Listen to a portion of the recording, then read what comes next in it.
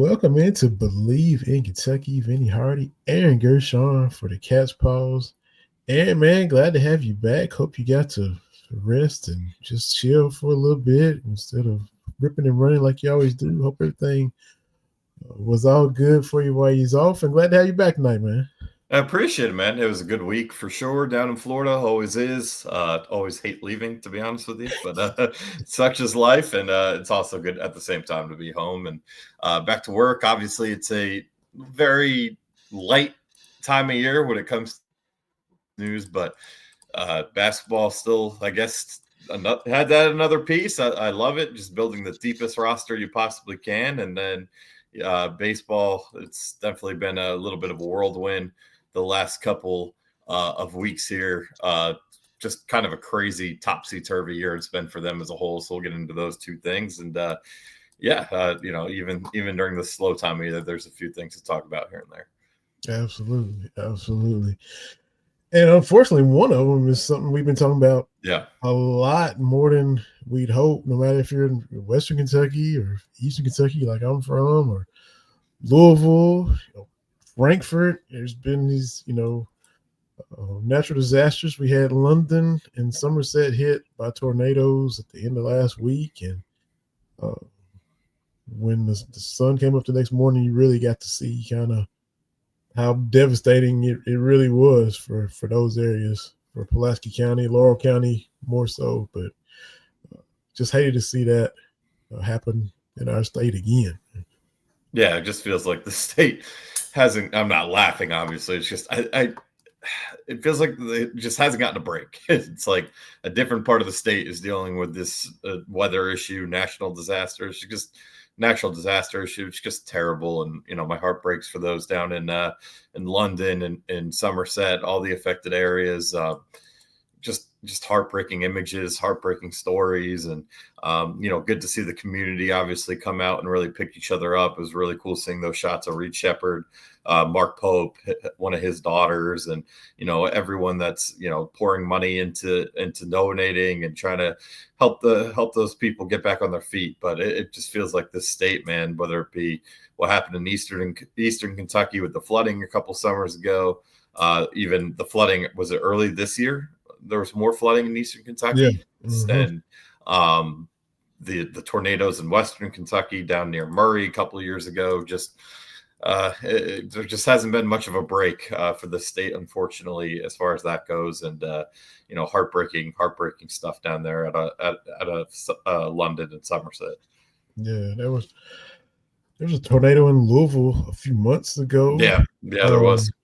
And then there was flooding in Frankfurt. I mean, I was at Buffalo Trace last spring, and then you look at the pictures of the gift shop and the parking lot, and how that got hit by the flooding right there in Central Kentucky too.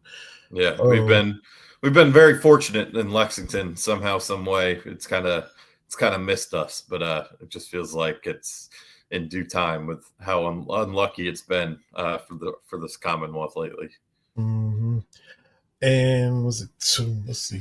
Today's the 21st. Is it tomorrow? And the next day, we got Trent Noah and Jagger Burton are setting up drives there at Kroger Field at the Blue Lot. For those who want to make donations, I was talking with Sierra Newton for Big Blue tonight, BBN tonight.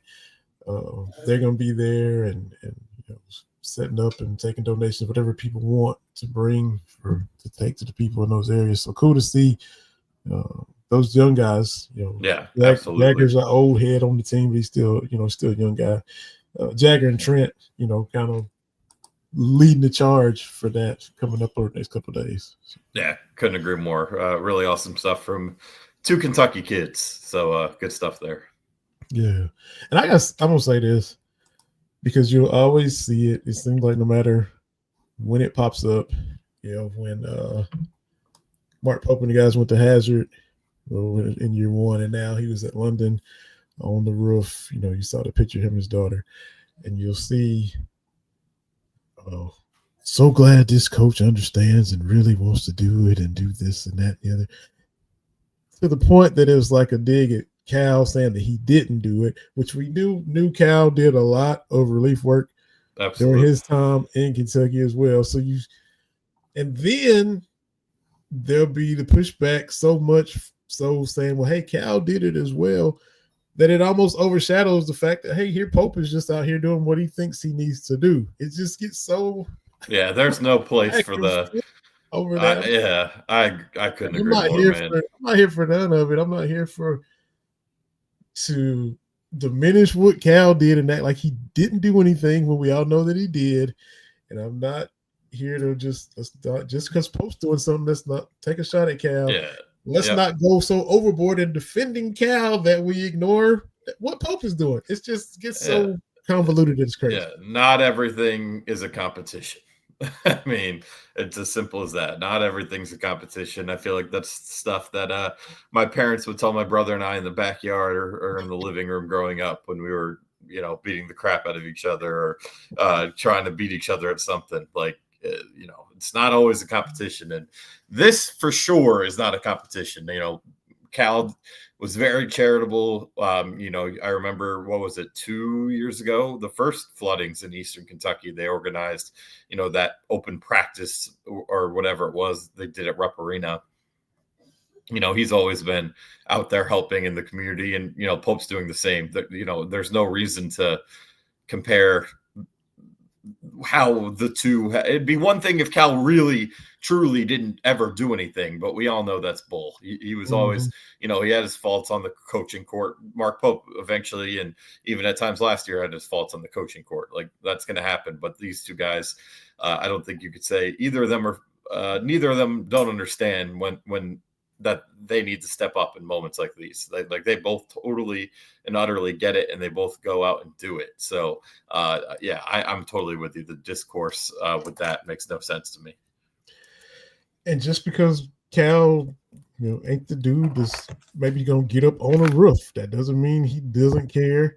You think back Right. to West Liberty way back years ago when they had a disaster there, early in his time, early in the Cal era, and there they were going over there then as well. Pope is 10, 15 years younger than Cal. He's still middle aged, but he still felt confident enough Yep. to get his 6'10" frame up on a roof. They're both going about it in different ways, but both have more than done plenty. Cal in all his years here, and then Pope in his short time here. So Absolutely. you know, No doubt about it. No doubt about it. I'm glad you said that. Yeah, it's ridiculous. I saw some of that discourse out there as well, and I was just shaking my head at it. Like, we really, of all things, like, let's leave this one alone here. Like, there's just no point. yeah. Now, real quick, as far as you and your little brother, are you the big brother or little brother? I'm the big brother. Okay. Is he Yeah. tall? Are you taller or No, he? I'm much. Yeah, he's 5'9". I'm 6'3". So I've got him beat. Always have had him beat. Never lost. So Oh, you LeVar Ball and whoa. nah, maybe some video games he's beat me pretty good Yeah. because he got on those earlier than I did. But nah, he it usually went my way. Is he all New York like you, Yankees, Giants? Yes, yeah, we align sports team wise fully.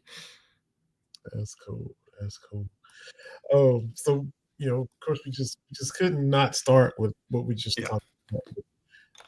Going to more UK stuff or sports stuff, there's not a lot going on. More positive things. Perhaps we can be a diversion to people that may take time out of their day of assessing what's going on if they've been affected.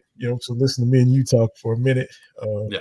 we appreciate it, but uh, we think the roster is complete on May the 20th. Yeah, I thought it was done after Aberdeen, and I thought it was done after Potter. So what do I know? I guess they Mark Pope.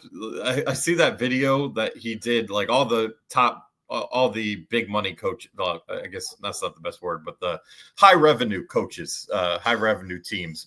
Mark Stoops, Kenny Brooks, Mark Pope. They did those corny Kroger videos last summer. And Mark Pope, there's like the one little tidbit of it where he throws all the chocolates or whatever the hell it was in the cart, and that's literally how it kind of feels. Like, it legitimately kind of feels like let's just get it all. Let's bring it all in. And you know what? After two things on that, after the way last year went with all the injuries, and you were down to playing Travis Berry, who he didn't really want to play much last year, down to playing Trent Noah, who he didn't want to play much last year, playing guys at a position. Like, I don't blame Mark Pope for saying, give me all the depth I possibly can have, because I see what the injury bug can do. Mm-hmm. And then the other aspect of it is we're still awaiting a house settlement, if it's going to come down this offseason or not. If that passes, you would get to 15. It would be 15 players, all would be on scholarship, and that'd be that. Like NIL stuff, who knows? I'm not even going to try to get into that. I have no clue what the NIL stuff is going to look like. The rev share, I don't. That's above my pay grade for the moment, so I don't even want to go down that road. But I do know that you're either going to have 15 or 13 scholarships. It's going to be no less, no more. And it's pretty simple now with NIL that say it doesn't pass. And now you have, okay, you're bringing in Potter and you're bringing in Hawthorne. You just, one, you don't put on scholarship and you pay him an NIL. Like, it's not that big of a deal. So I think Kentucky's in a spot where they are, they're fine. As far as that goes, I don't think that's going to be, there's going to be any drama to that. So why not bring in a kid like Brayden Hawthorne, who, I'm not saying he's going to become this, but the player I keep hearing, and the player just given the body, given what kind of lies ahead from him, what people think he can be, like it reminds me a lot of what they did with Adu Thiero, right? Where Thiero, there was take away the family tie. I think that was a big reason why, Cal was able to find him in the first place. But, Hawthorne's a kid that was a late riser. He was only 6'5", like a year or two ago. He was a 3-star prospect, not even in the top 150 and 247 rankings, was not in the ESPN top 100. Rivals still doesn't even have him ranked. So you go look across the board. He's a late bloomer. He has a really good year at Huntington Prep, which is obviously, a school that's produced a lot of NBA talent. Andrew Wiggins, Keldon Johnson, Patrick Patterson, Darren Peterson, the number one player in this year's class, was there for a year. Like one of the top prep schools in the country when it comes to basketball. So he goes and has a big year there. He's up to 6'8", with a 7'3" wingspan. It seems like, he has the ability to guard all 5 positions with that size.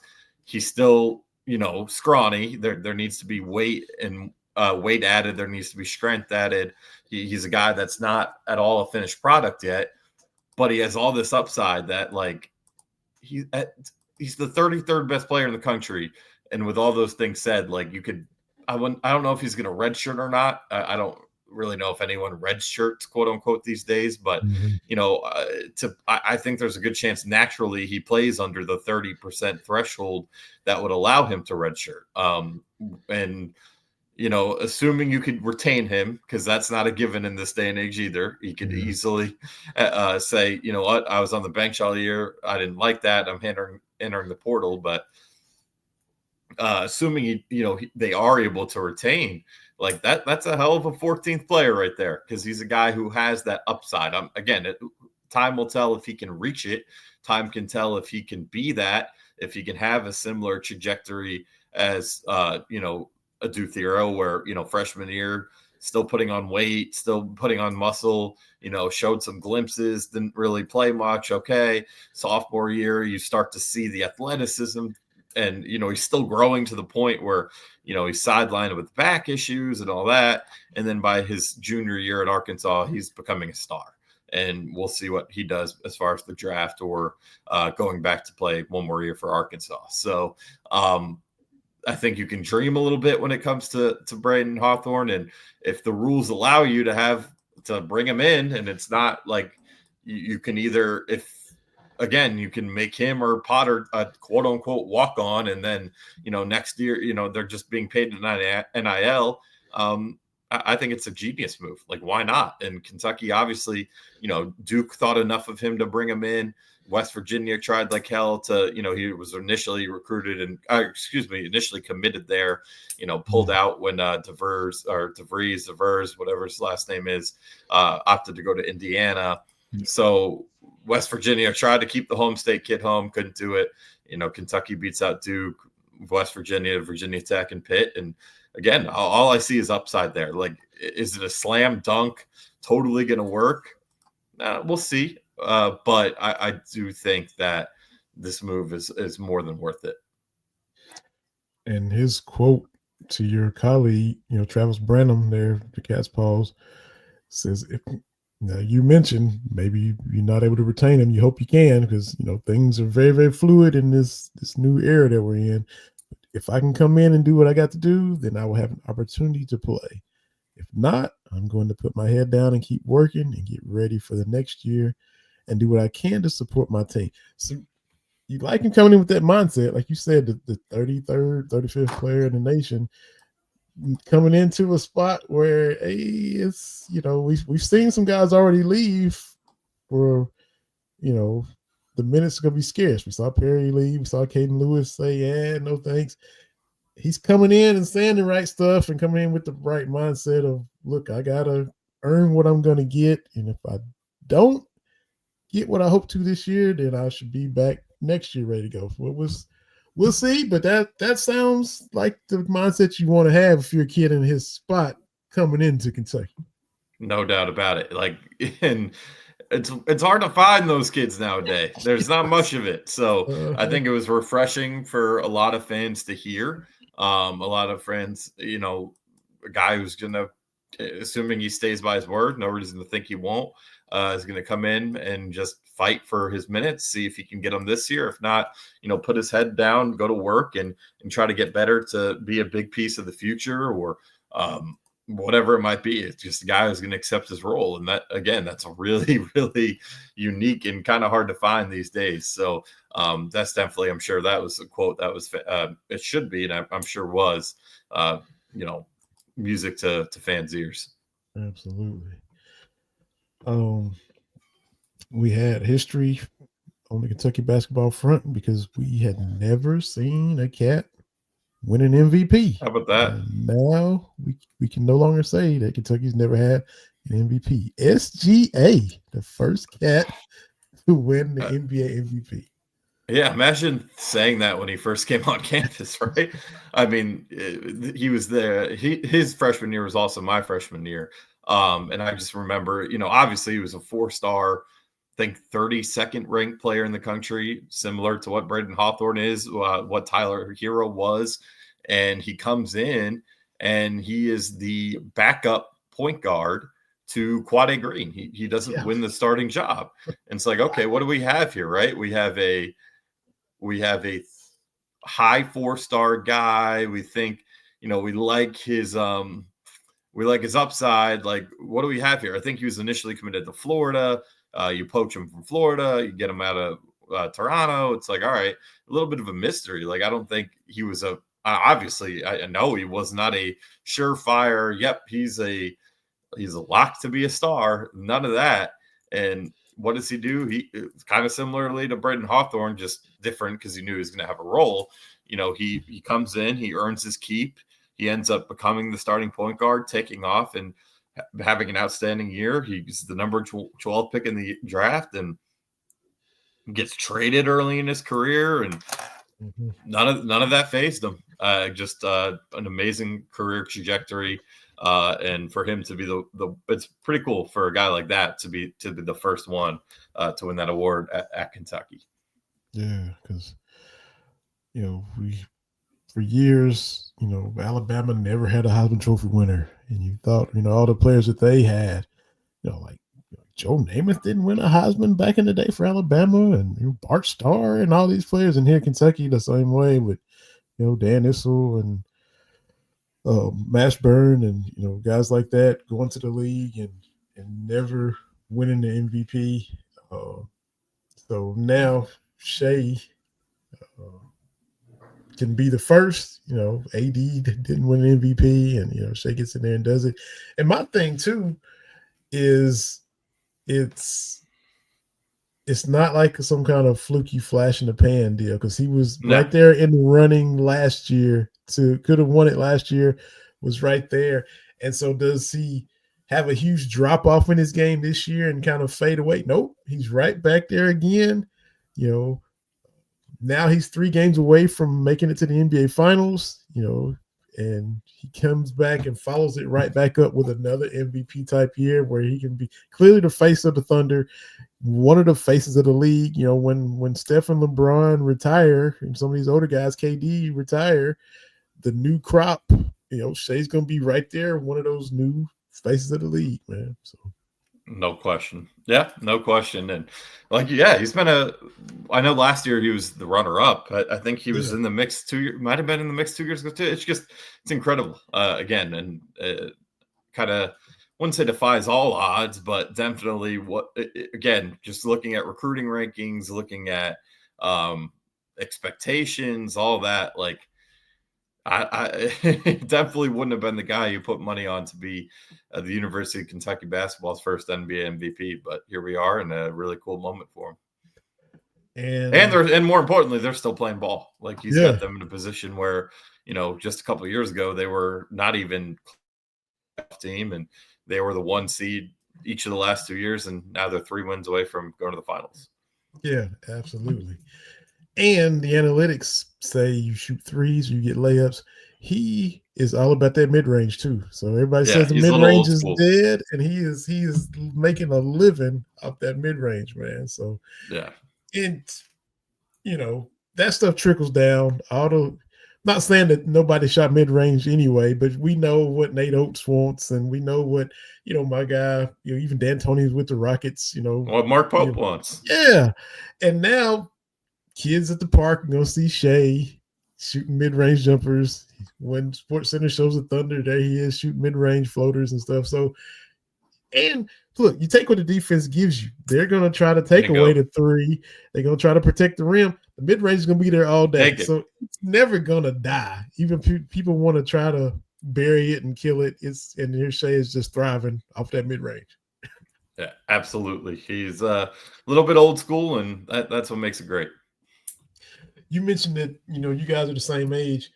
Were there any, you know, football player, basketball players you had classes with, you know, athletes at Kentucky? Who did you have? Yes, some big names actually. Josh Allen. I had one with Josh Allen. Mm-hmm. Brad Calipari was in that same class. Okay. And then the other one was I actually sat next to Benny Snell in Com 249 during his big year, 2018. So we talked a few times. He was always great to me, both because that was my first year doing media stuff as well. So he was great in both settings. And I did have class with those three for sure. No one else notable. A couple of football players here and there that I honestly couldn't even tell you exactly who they were. I know Michael Nesbitt was a corner for a few years. I was buddies with him a little bit in one class my sophomore year, I think. But yeah, just those were the big three. I don't think there were any. I don't think any of the scholarship basketball guys ever crossed paths with us class wise. But Josh Allen, Brad Calipari, and Benny Snell. Okay, yeah, that's all right. And who was your first interview as a media member, as aspiring journalist? Who was your first? I think it was AJ Rose. Rose. Yeah, okay. It was end of fall camp. You know, after going into the 2018 season when he was coming off that really big spring game that kind of put him on the map. I think it was AJ Rose. That's awesome. That is awesome. Good stuff, man. Let's see what your Knicks are doing. You got them pulled up because you got. They are up 2:55 left in the half. Okay, good stuff. And you know, and look, you know, you hate to see Tatum get hurt, but the Knicks had already kind of had the upper hand already. Before. Yeah, I know. It's like it would have been different. I don't know. Like they stole 2 in Boston. Yeah. They were in the lead, I believe, when he went down. I hate that it came. Oh, they were going to win. They were going to win that game. They were going to win that game. Yeah. So like, I absolutely hate that Tatum, of course, got hurt, and it's so like obviously tears his Achilles. It probably does it for next year too. Like that is the last thing I want. But it's also like selfishly as a Knicks fan, like you want to beat the best. Like you don't want to have to hear all this stuff where it's if Tatum was healthy. So that part's a little bit annoying, but you know what's more important is Tatum's health. You hate to see what happened there, and Hated that it came to that, but yeah, the Knicks are in the Eastern Conference Finals for the first time in 25 freaking years. Like, just let Knicks fans be. Let them have this one. Absolutely. I'm with you. And I think it's gonna be a fun series because the styles makes fights. The Pacers play like a million miles an hour. They play and very fast. The Knicks are more traditional, half court, and Tibbs is about defense, and so it's gonna be amazing the contrast and who's going to impose. The Pacers play with depth, and Kentucky, the Knicks play 7 dudes on a good night. So they really, if we're up to Tibbs, they play 5. So it's definitely different. And so we mentioned Shea, and there's 6 cats in the conference finals. You got Shea and Casey Wallace, you got Julius Randle and Rob Dillingham, Cat with the Knicks, and Isaiah Jackson with the Pacers. So no matter who gets to the finals, there's a cat that's gonna get a ring, at least a cat. And if it's Minnesota or OKC winning it, you got 2 cats that will get rings, no matter how these NBA finals shake out. So congrats to see Kentucky well represented in these NBA playoffs as well, too. Yeah, no question about it. Yeah, it's a lot of Kentucky players still in there, so cool to see. Yeah, man, the Kentucky baseball. I had Derek Terry on last week while you were out, and they were coming off of the sweep of Oklahoma, fixing to go down to Vandy. They're 13-14 in conference play. 13 is the quote-unquote magic number.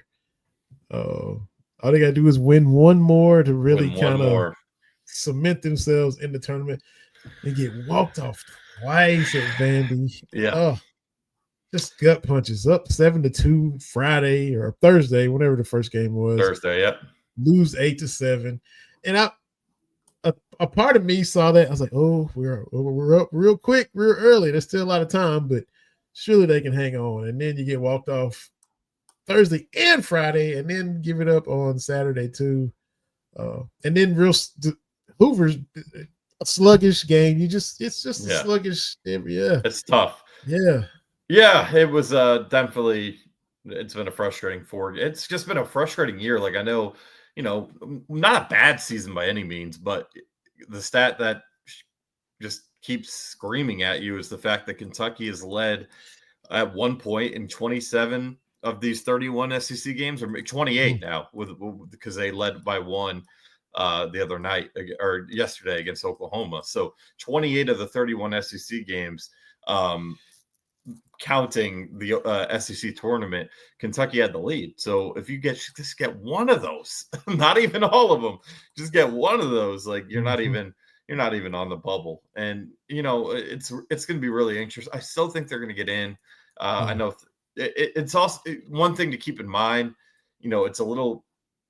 We're going to find out for the first time, I guess, on Selection Monday. But with the additions of Texas and Oklahoma, is 13 the new 17? New 14 is my question. Like, what does that do for this? Like, does it change the math? Does it not? Kentucky, did this without having to play Missouri, who obviously only won 3 conference games all against the same team. So, man, like, how exactly does that all work? How does that shake itself out? I'll be curious to know. But Kentucky can't really be mad at anyone but themselves. All they had to do was get one of those last 4. 2 of them, they're down to their final out on Thursday night against Vanderbilt, and then Friday, they take a 1-run lead into the 9th as well. Like, you gotta just get it. You gotta close it out, and that's been their Achilles heel all year. The bullpen has struggled to finish teams off, and now it's cost them, it being a peaceful Selection Monday. It'll be stressful. It'll be, hope the name is called. I still think it will. I think they're getting in. They're going to be a 3 seed somewhere. They may be one of the last 4 teams in, but who cares? Just get in. I think they end up getting in, but man, it's a lot more sweaty now than it should have really been. And we had I mean, so many one-run losses throughout the year, and like you Yeah. mentioned, having the lead in all these games. You thought, well, maybe when you win the series in Knoxville, then hey, they kind of got over the hump and turned the corner, which Tennessee was kind of starting to get in their funk because I don't think they've won a series in forever, so they're kind of getting bad. You thought, well, Kentucky got over the hump, and then you get swept at Mississippi State, but you sweep Oklahoma at home, then you get swept at Vanderbilt. It's just been such a kind of yo-yo past month or so. Talking with Derek again, and I wonder, historically, what has a team done the following year after they make it to the College World Series for the first time? And he kind of had some stats and some numbers, and if Kentucky can make the tournament, he talks about that'd be a great coaching job by Mingione, Yeah. considering everything they lost, and this is a transition year anyway. Got a lot of youth, so hopefully they can still get selected. You'd love to see them have won that one game that they needed, and you already Man. know that they're in. But I hate that they got to sweat. But if he can get them to the tournament after going to Omaha, this is historically Kentucky's not even done this, and that's no disrespect to No. Coach Madison and all They've he did No, and this would be the everything. first time in program Yeah, history they made the tournament 3 years in a row. Like right. it's Yeah, literally never happened before. So yeah. So you would take it to be different, obviously, because it would be the first time with Minge that they'd have to go on the road for regional. But you just hope you get in. It's gonna be really close. Like yeah, I expect them either first four in or out. Like I think it'll come down to that. And obviously, very similarly to college basketball, you're looking at bubble teams, other bubble teams, but you're looking at bid stealers. I don't have in front of me who the bid thieves are. I'll dive more into it later this week. But Kentucky's going to be doing a lot of scoreboard watching the next 4 days here up until Monday afternoon, and we'll see what happens. yeah. It's like Oklahoma is beating Georgia right now, 3-1. Yeah. Tennessee in a slugfest over Alabama earlier today, 15 Yeah, to 15-10. Good Lord, 25 runs in that ballpark Yeah. is insane. Yeah, and like it's not gonna. I don't think it's gonna happen in the SEC. But like for example, A&M won today. Like if they were to somehow go on a run and win the SEC tournament, Oh man, like yeah, that's a bid right there. So it's just teams like that. I don't think that I don't foresee that happening. It's really hard to win the SEC tournament, especially when you have to play. I think it would be 4 games in 4 days or 5 games in 5 days. yeah. And these college kids just don't have to do that. So That's it. So what do you think about the tush push, man? We both know how you feel about the Eagles. They almost got that thing banned today, but it's gonna be back. So no, it's back. It really it doesn't bother me. Like a lot of things about the Eagles bother me, yes, but that one doesn't. Like I'm in the if you can't stop it, like find a way. Find a way. Like these defensive coordinators are paid big bucks. These defensive players are paid even bigger bucks. I mean, I know it's like if there were true, like the thing is, no one has presented enough evidence to say it's like a true safety thing. Like if there was a lot of evidence and a lot of numbers that players were getting injured left and right, and it was causing head injuries, or it was causing neck injuries, like I would be ban it. But there isn't. Like those stats don't exist yet.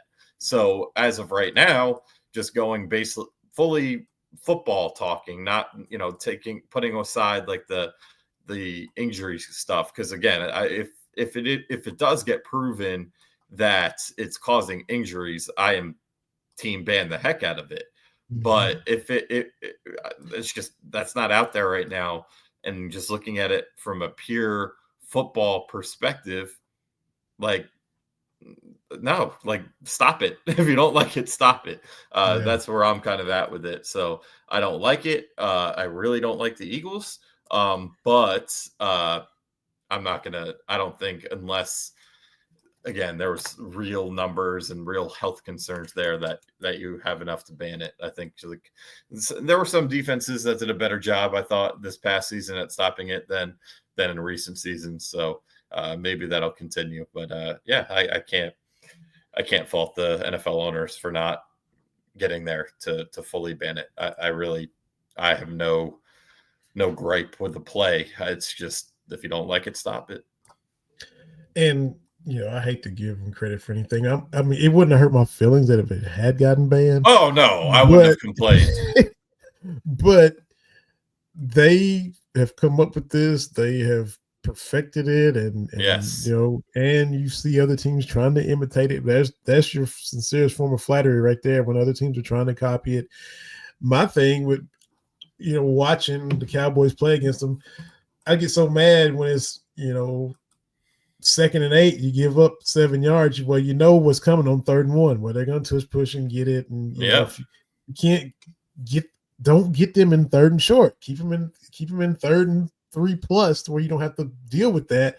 But you got to give them credit for doing it and getting so good at it. And even when Kelsey retired, the new center comes in, they haven't missed a beat. I kind of thought, well, maybe it won't be as effective when you kind of had some personnel changes. And nope, they still are just doing it. And, they've come up with this. And, Hurts can squat 9,000 pounds when your quarterback is big and strong behind it. Hey, they've caught this lightning in a bottle, and you got to tip your cap, even as bad as we hate to as fans of other NFC East teams. But, I'm exactly like you.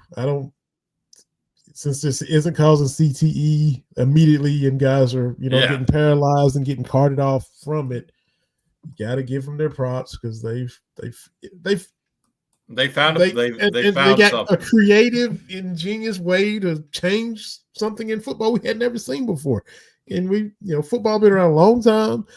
A lot of great, smart coaches have done a lot of great things, and that get them credit for what they did. And so, we just have to figure out, like you said, go out and try to stop it. And that's what they're paying our coaches to do. Go out and stop what they've come up with. So. Yep. Yeah. It's not like they're getting paid the big bucks. They can figure it out. They can figure it out. There's a way to do it. I don't know how because I'm not getting paid to do it, but there's a way to do it. And team again, I think it did go down a little bit in success rate last year. And look, other teams try to run it. Like every team's allowed to run it. Yeah. The Eagles just do it better than everyone else. You just got to give them their credit. And again, it's not the science isn't saying it's hurting players at a high enough rate to where you have to ban it. Right. That's it. Absolutely. So I think, man, we've hit all those good stuff, all the goings on right now as far as Kentucky is concerned, and keep coming back to us. We'll be here every week doing what we do. Try to get some cool guests on, some guests you won't hear normally through the regular season. We're trying to work on that kind of stuff. So y'all keep subscribing and following and tuning in and having this device come right to your device. If you hit the bell on YouTube or if you subscribe, whether you listen or watch, whatever you want to do, keep up. Follow Aaron on the Cat's Paws. All of his stories, all his content, always in the loop and in the know when you're following what they're putting out. Steel Blue puts these episodes up on their sites. We appreciate that as well. And AG, man, appreciate you. And we look forward to doing this again next week as well, man. Yes, sir. Look forward to it. And good stuff as always. For Aaron, this is Vinny. It's been another episode of Believe in Kentucky. Go Cats. Check us out on the Believe Network. I'll let y'all next week.